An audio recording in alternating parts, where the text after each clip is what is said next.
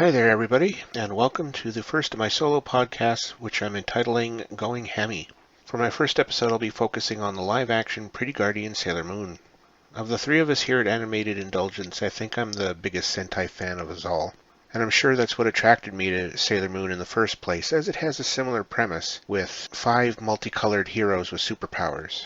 And this show definitely has a Sentai style, in that it is rather cheesy, has subpar special effects. The weapons, while they're supposed to look real or metallic, they have more of a plastic quality to them, and there's a lot of general fighting. However, for the sake of this program, there's not as much fighting in the sense of, say, martial arts that you would see from Sentai or Power Rangers. Instead, you're going to see a lot more acrobatic style kicks, flips, somersaults, cartwheels, and then the girls using their various magic attacks. The show was produced by Toei and premiered on October 4th, 2003. Overall, it had 49 episodes, 2 specials, and a live concert called Kirari Super Live. As for the cast, we can get the Senshi out of the way first. We have Usagi, Sailor Moon, played by Miyu Sawai. She has also appeared on 4 different Kamen Rider series, and she's done some voice acting for a few anime series. Ami, Sailor Mercury, was played by Rika Izumi, who at the time went by a pseudonym Chisaki Hama. She appeared as Akira on Kamen Rider Gaim, along with a few other roles. Rei, Sailor Mars, was played by Keiko Kitagawa. She's had a few roles in TV and film, but her most notable role to some may be of Reiko in The Fast and the Furious Tokyo Drift. It wasn't a big part. She was the techie girl that hung out with Han's group. She only had a couple of lines, and you would notice her in the background of a few scenes. Mikoto, Sailor Jupiter, was played by Miu Azama. Nowadays, I believe she's on a news program called News Clear. She's been there since 2012. Minako, Sailor Venus, was played by Ayaka Komatsu. She did How Much acting up through 2013, I believe, and she's been in a few movies and bit parts on TV shows. And then we had Mamoru, Tuxedo Kaman, played by Joji Shibu. He appeared on Kamen Rider Hibiki and 1 episode of the Sentai series Kairuger.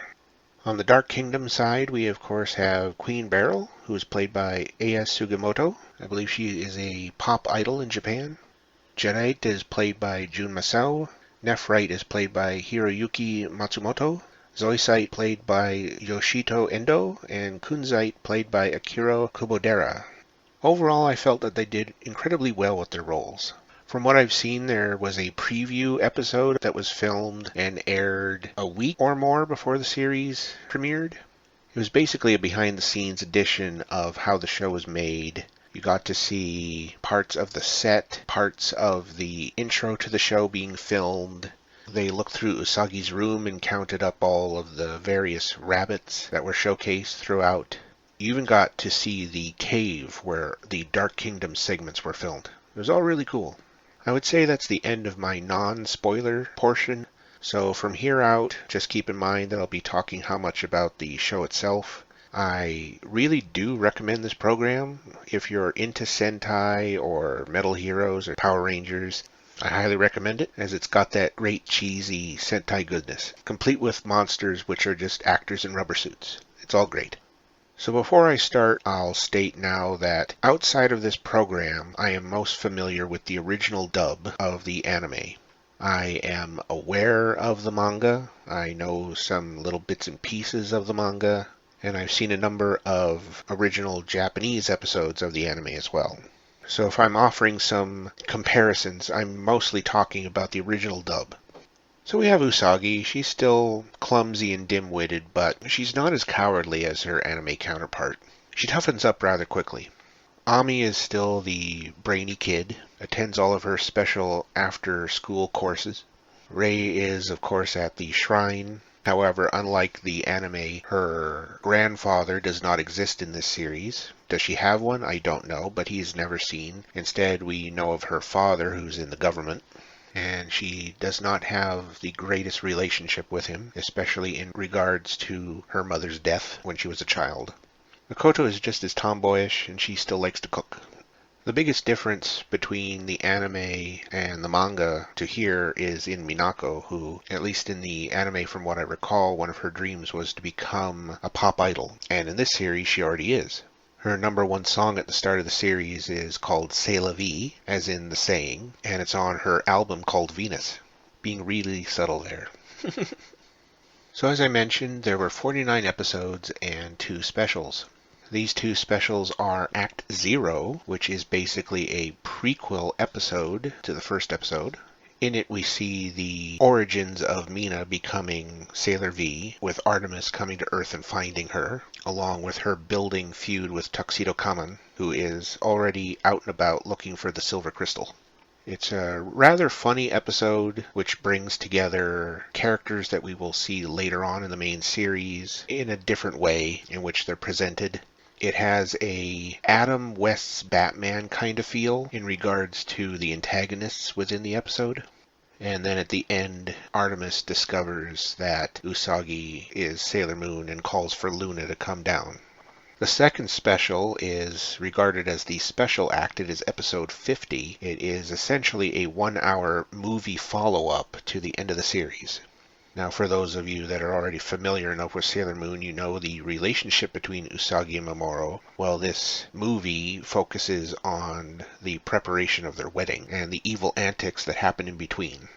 In comparison to the anime, the very first, I want to say 4 episodes of the series will give a strong homage to certain aspects. Episode 1 is much like episode 1 of the anime.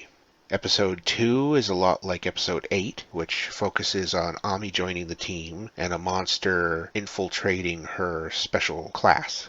Episode 3 is much like episode 10, where Rei is joining the team and a number of people are being abducted near her shrine.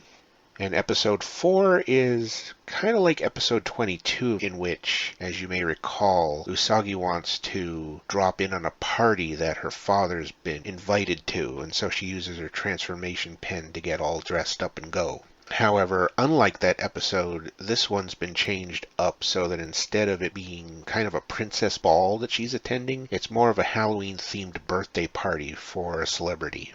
Most of the major changes between the manga anime and this show, as already mentioned, Mina is already a pop idol in this program, so that's a big part of her character.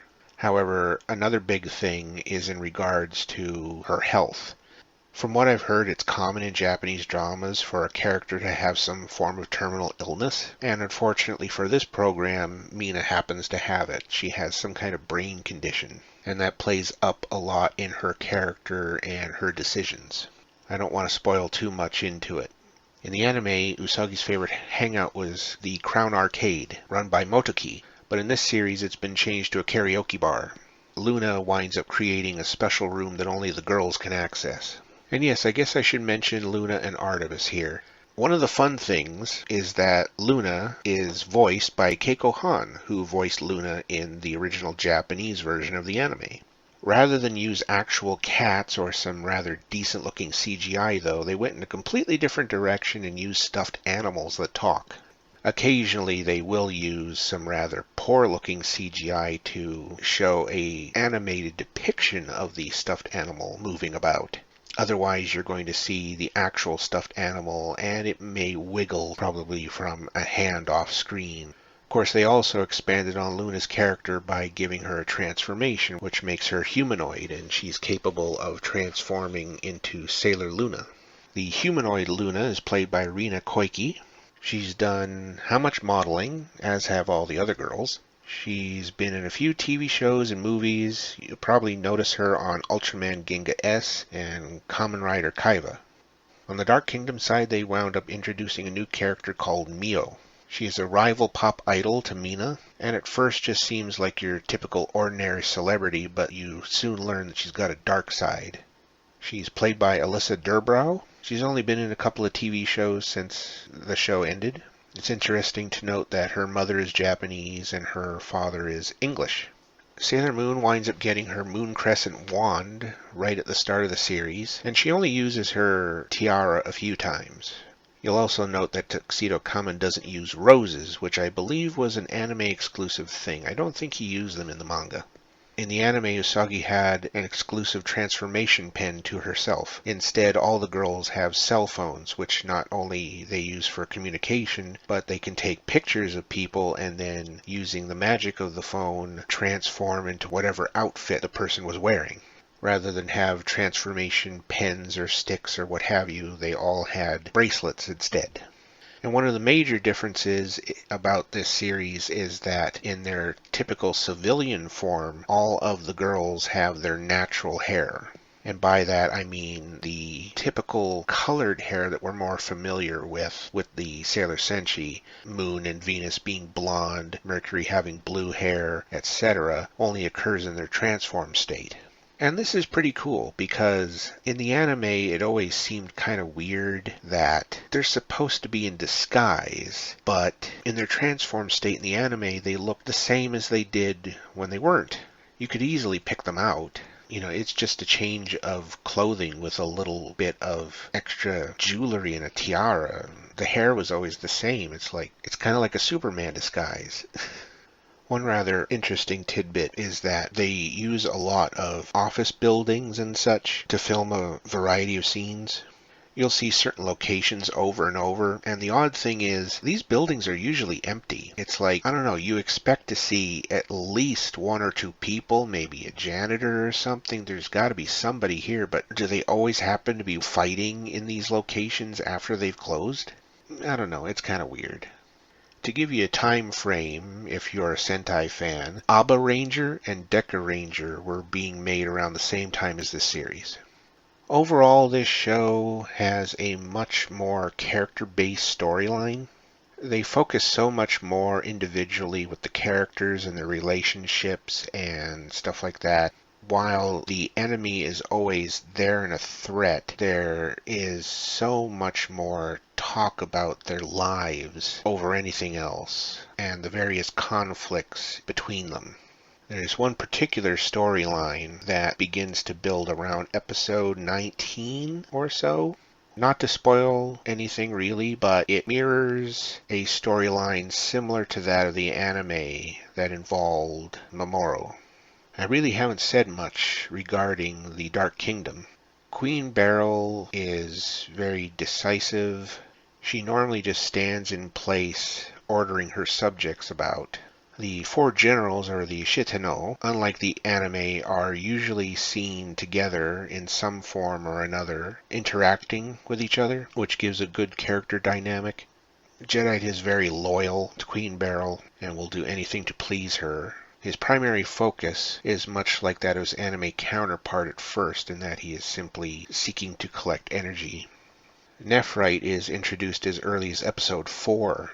He's rather pompous, quick to anger, likes to one-up his opponent. He has one of the more fleshed out storylines of the series.